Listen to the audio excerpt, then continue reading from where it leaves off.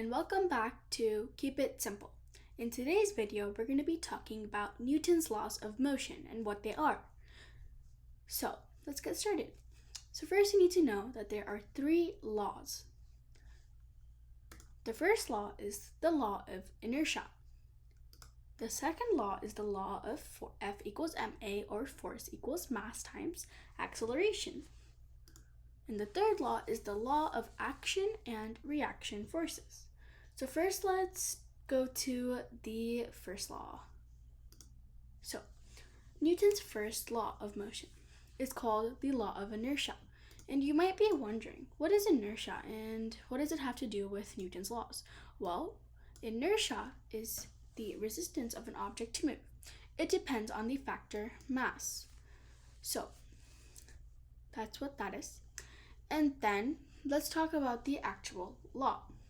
So Newton's first law of motion is that an object at a constant speed will always remain at a constant speed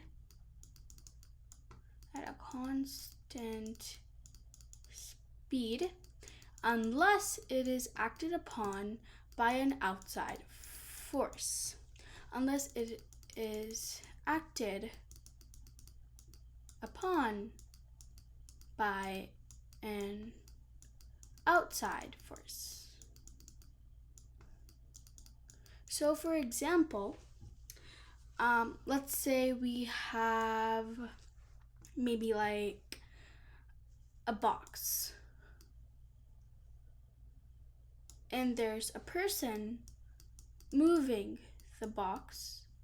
So they're moving the box, they're doing work, and they're moving the box across the floor. And then suddenly they hit a wall. So if they hit the wall, it will stop moving. The person pushing it has bumped into the wall, and the box will stop moving. So if it wasn't for the wall, the box will still be moving. So that's what an outside force would be.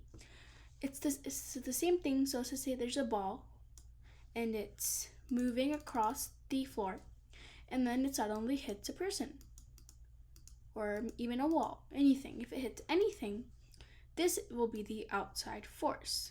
It would have been moving at a constant speed if it wasn't for the outside force. So that's the first law of motion. So now let's talk about the second law of motion. Newton's second law of motion. So it's the law of force equals mass times acceleration. So that's what it's called. Second law of motion is a force upon an object causes it to accelerate according to the formula in that force, which is mass times acceleration.